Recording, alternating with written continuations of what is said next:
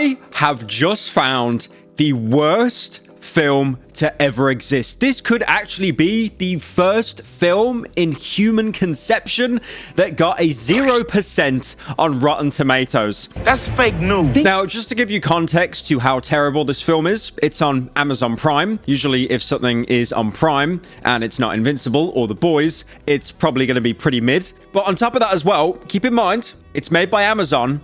There is a crucial plot point in the film where an Amazon drone comes in to save the day. Right here. Not only is this like the worst bad film I've ever seen, it is worse than like Tommy Wiseau's The Room. You know, that film that was actually so horrendously terrible. And to make it into some sort of fever dream, all the lines are dubbed in post through ADR. It'll be $18. Go, keep the change. Hi, doggy. Now, I do want to correct myself. It isn't the only 0% Rotten Tomatoes film in existence. There are 6 others this decade. 6 films in 10 years have got a 0%. 3 of those 0% films were released in 2020, and 2 of them star Sylvester Stallone. Or, as I like to call him, Mr. I am the law. I am the law. Now, obviously, seeing a film so terrible, it definitely did pique my interest. Because, again, if a film comes out and it's bad, you'll at least have some kind of contrarian come out the woodwork to be like, actually, it's an underappreciated masterpiece that in 5 years, everyone will say it is A24 cinema. But no, with this film, everyone hates it. Now, on the main channel, I have covered some pretty bad films, especially YouTuber films, like, for example, one starring Logan Paul, Airplane Mode, and KSI, Laid in America. But, again, the excuse with those is that they're YouTuber films. This is not a YouTuber film. This is an Amazon Prime film. I think War of the Worlds 2025 literally makes Casper Lee and KSI's Laid in America look like Oscar-worthy content. All right, that's great, but something more important has come up. Pretty much, we need to find hot girls for this party tonight. With that said, even though I think this film is a steaming pile of garbage, please go and watch it. Go and watch it. Watch it. Get high and watch it. Be sober and watch it. It is a genuinely comedic performance for how seriously it takes itself, and it just falls flat on its face. I actually saw someone on Twitter say that this was the equivalent of a Discord VC movie. You know those tweets you see of people like watching videos and they think it's hilarious? Like, for example, Dream's face reveal. This is definitely one of those like Discord VC movies because it's so bad. It's so bad. And I wish I could understand how all the moving pieces go together to make an absolute steaming pile of ass. Now, watching this, I thought to myself repeatedly that this was like the equivalent of something a YouTuber would put together for some kind of series. But again, it is the single largest company in the world behind this film, and it is just absolute slop. I know that I put out slop, but this is next level. Now, the majority of this film is in like kind of a found footage perspective, but you know, the technological era, current year, because it's like filmed on, you know, screen recordings and WhatsApp messages. But I could not stop drawing the comparison that this is Paranormal Activity if it was a comedy film. Now, for those who are unaware, War of the Worlds 2025 is obviously based on the original book by H.G. Wells. And that was released back in 1898. Now, I'm quite hesitant to call this an adaptation, more of an appropriation. The book itself is really, really good. They've made films, series, musicals. There was even a radio broadcast read by George Orwell of War of the Worlds. And people back then, you know, no TikTok back then, they were so psyoped by the fact that this could be real that people started panicking and running outside their homes. Isn't that crazy that all the way back then, when people heard scary news, they'd actually worry? I swear we are all so jaded and bitter in current year that someone could drop a nuke and someone would tweet, lol, owned, like whatever country got nuked. And on top of that as well, the book is wrote as a commentary and critique of the British Empire and of Victorian society, mostly inspired by the British colonization of Tasmania. You know, Tasmania, Australia, the country where people go, why you pocket me lighter? Why you do that, man? Now, did Amazon adhere to these deep-rooted political issues? No, but to be fair, the film with Tom Cruise didn't do that either. But the film with Tom Cruise is much better than this steaming slop. They go into some bizarre cope about, like, spying on people, government overreach. Spying on what's in people's Amazon carts? Is that what you think I do? Which are genuine issues, especially with, as you know, the great Guna ban in Great Britain right now, which most countries seem to be adopting also. I think the only thing that this film actually retains from the original source material is that the aliens travel on tripods. You know, tripods that you set your camera on. That's pretty much the only relevant thing to the source material. Now, the main character is Ice Cube, the rapper from NWA. Bam! That was easy. No, I'm just good. But again, like, I don't know why he was in this film. Maybe he had to pay off like a plasma TV or something. And he works in a government agency, and his role is to essentially spy on everyone. But with this incredibly important job, he basically spends most of his time spying on his family, even turning down calls from NASA employees to spend more time looking at his daughter's Samsung fridge because it has a built-in camera. You need to lay off the soy milk. You haven't had any protein this week. So Ice Cube has 2 kids. The mother is unfortunately dead. So in like kind of an overprotective father role, he basically spends his time at his super secret government job spying on his kids. I'm also going to keep referring to him as Ice Cube because I genuinely don't even remember his name in the film at all. But that NASA lady I mentioned earlier basically keeps calling him to warn about like bizarre weather patterns that are going around. There's also this really bizarre plot thread in the beginning of the film that shows like, you know, this secret anonymous hacker who's going to leak all the government secrets, and they do this raid to kind of like stop him. And the raid is cringe because obviously it's like a found footage film. They need to show all the context they can. So you've got like one of the people that are doing the raid just holding a gun out, but also holding a smartphone like she's Leon Kennedy or something. No, Leon Kennedy held a flashlight so we could actually see around the Raccoon PD. But it's terrible. No one would do this realistically. And then after that, a bunch of asteroids, they start to hit the Earth, or the aliens come out and they just start blasting people.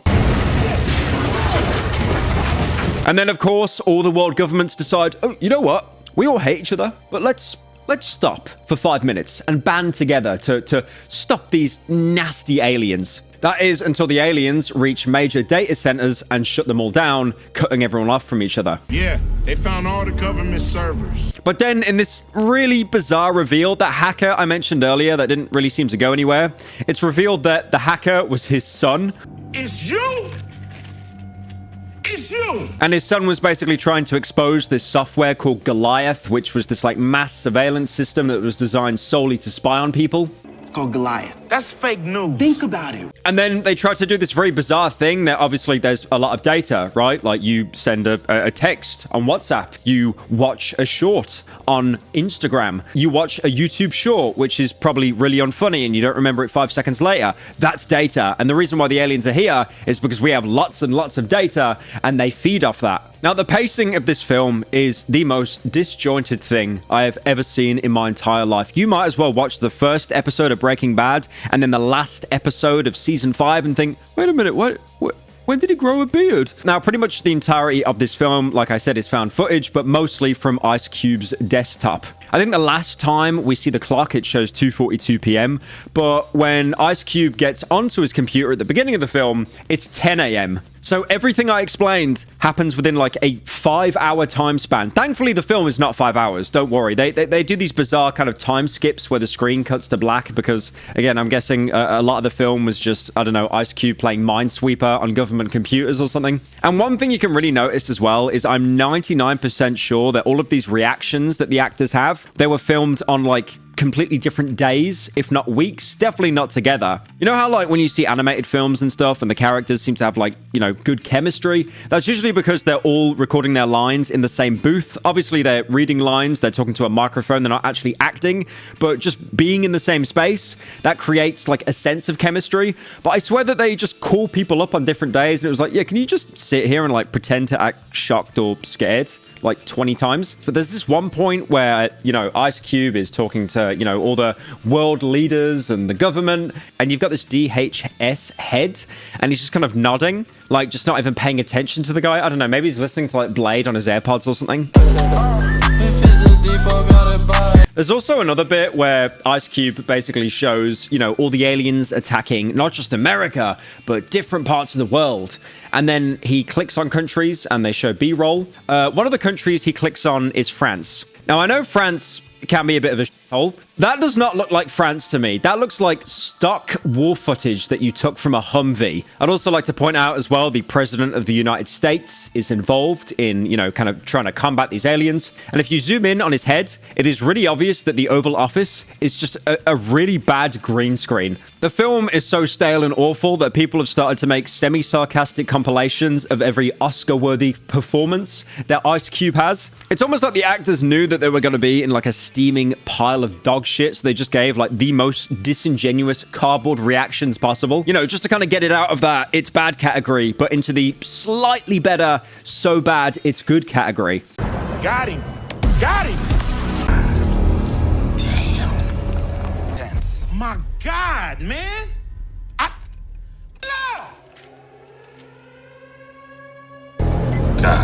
And the CGI isn't much better. Usually whenever you see the aliens, there's like heavy distortion and stuff because, you know, if you actually saw them in full view with a clear image, they'd probably look like a PS2 render. Start fire! You've got this great compilation of the aliens invading Earth, and whenever you see one actually land, there's just an insane amount of shake. There's this tool that a lot of editors use called like S-Shake, and you can really tell when someone uses it. Like, here's an example of S-Shake. Whoa, you've definitely seen it before in a YouTube video, but it's like they applied that every single time without any variation, just to hide how mediocre the CGI was. I talked about the tripod aliens just being blurs to kind of hide that they look like PS2 characters, but a great example is Ice Cube's daughter gets attacked. He thinks that, you know, she might have died. He hacks into like some heart rate monitor. I'm gonna cope and say it was like an Apple Watch or something, or a Fitbit that she's got on to show that she's okay. She's got a stable heart rate. But then, like, when this explosion goes off and her phone gets dropped and he thinks that he's lost his daughter, they CGI this dirt on the screen to make it look more convincing. It's just terrible. And obviously as well, a lot of the film is talking, right? Like they're calling someone or trying to contact someone, and that's not really very entertaining as much as you try to make it out to be. That's why these kind of like, you know, screen recorded films are usually horror films. This isn't a horror film, it's more like kind of a thriller action. So, you know, like you're picking up Microsoft team calls or typing out texts. So to try and make it like engaging, they do these like quick cuts that makes you feel like you're watching a Netflix documentary. It actually reminds me of this Netflix documentary I watched called Don't F with Cats. The story itself is really interesting, but I cannot stand the editing in that film. They try to make like texts or opening conversations like really dramatic, but you can't do that. Like, you're just showing your desktop. It's basically impossible to do that. It's the same gripe I have like in shows or in films when a character is getting a text from someone and then they just show the text like magically lifting out of their phone. I'm sure it was a good, you know, it was a good substitute the first 300 times, but then when everyone does it, it just becomes so saturated. Now, I did mention at the beginning that this entire film was basically a huge Amazon shill, how this drone comes to save the day, but it's a glorified ad. There are more ads in this than a YouTuber's podcast. Amazon gift cards are like repeatedly brought up, like not just in conversation, but at one point is a crucial plot point. When this one guy is trying to fly a drone with a USB stick on it to try and deliver it, the drone gets flipped over and then they hack into this homeless guy's phone and offer him an Amazon gift card to risk his life to actually get the drone back over. Now, you're probably wondering, why are they using a drone? That's because the boyfriend of Ice Cube's daughter is canonically an Amazon delivery driver. And he even does this bit like promoting Prime Air, the future of delivery. It's the future of delivery. They've been training us for months. Someone on Twitter actually compiled every single example of when Amazon was bought up, and I think out of a 92-minute film, it was bought up 14 times, which means on average, every 6.5 minutes, there was an Amazon product placement. And also that entire plot point that I was talking about, where he needs like a USB thumb drive, and he doesn't have one because he works in this super secret government facility, and like, you can't have a USB thumb drive. Like, you could take data from government computers and you could take it home or upload it. That's dangerous. They don't let thumb drives in the building. If you look on his desktop, you can literally see the notification that he already has a USB stick plugged in. Aside from the Amazon adverts and it being an Amazon film, there was also a Tesla promotion. Of course there was. Next, we'll get a Twitter promotion. Now, how do they work this shill into the film? Well, Ice Cube's daughter is near where one of the aliens lands and she gets injured. So what Ice Cube does is hack into a Tesla and use its self-driving feature to get her to safety. See that Tesla in front of you? I need you to get to it. Even showing off and promoting its low battery mode and AC. One thing I also wanted to mention is like this is not the first film to show like kind of desktops or realistic conversations, you know, like through kind of social media. But you'll notice in a lot of these films, they don't use the actual names. You know how like guns in video games are never actually called the name of the gun because of like licensing, or the company might be like, wait a minute, you can't use that gun in the game to show that it kills people. Only we can do that. But the point is,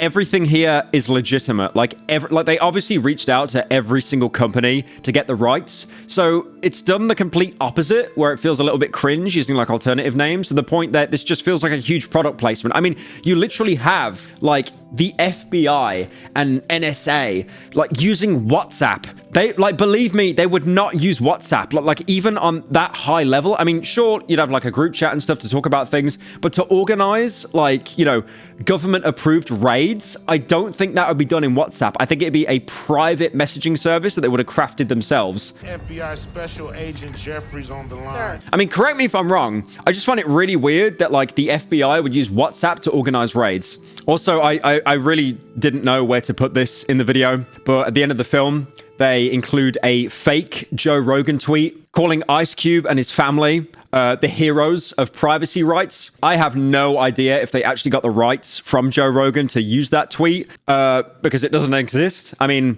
I know for a fact that if he gave them the rights, he was either promised a year's supply of weed or $500,000. But again, looking a bit deeper into production, it's really obvious why the film turned out so poorly. Apparently, the narrative of this film was basically compiled of unused projects that got cancelled due to the 19 moment. Now, the problem is with a lot of these shows, like when Netflix makes their own show or Amazon makes their own show or Apple TV, it's really hard to actually find out what the budget is for the show, because if it's low budget, then fair enough. That explains why this is just complete slop and it's awful. But again, if it's high, then you kind of go into conspiracy theory territory. I mean, genuinely, I wouldn't be surprised if the majority of this budget just went to Ice Cube so he could actually make an appearance. Because again, some of the performances he gives in this film are just like, they're not great. They're pretty horrendous. There is one scene in particular where he reacts to his son possibly being killed, and he just acts disappointed, like he lost a League of Legends game or something.